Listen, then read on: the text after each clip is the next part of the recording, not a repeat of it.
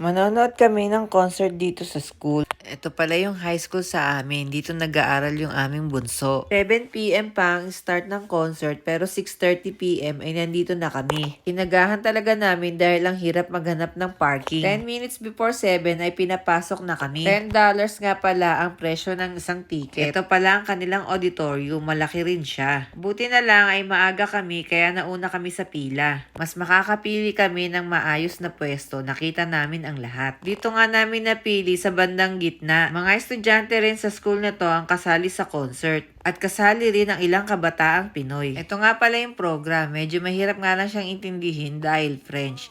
Pero dahil medyo nakapag-aral na naman tayo, naintindihan ko siya kahit papano. Ayan yung pagkakasunod-sunod ng mga magpapakitang gilas ng mga estudyante. Ayan guys, magsisimula na. At saktong 7 p.m. talaga. Unfortunately, syempre, French ang mga salita nila. Kaya ayan, hirap akong intindihin. Kaya talaga napaka-importante na kapag nasa Quebec ka, ay mag-aral ka ng French. Non, mais...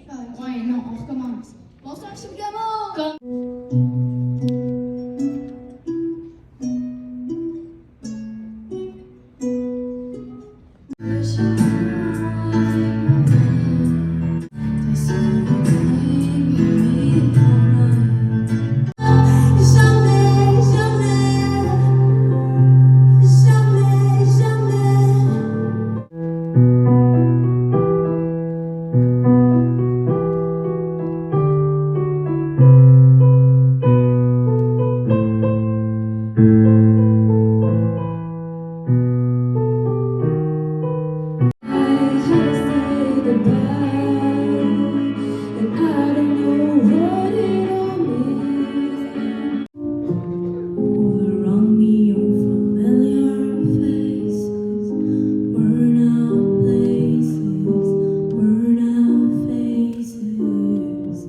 Hindi lang pagkanta at pagtugtog ng musical instrument ang pinakita ditong mga talento. Ito si Pauline, isang Pilipina.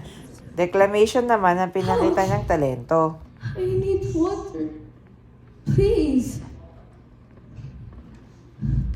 At ito naman si Shera, ang anak ng aming kaibigan.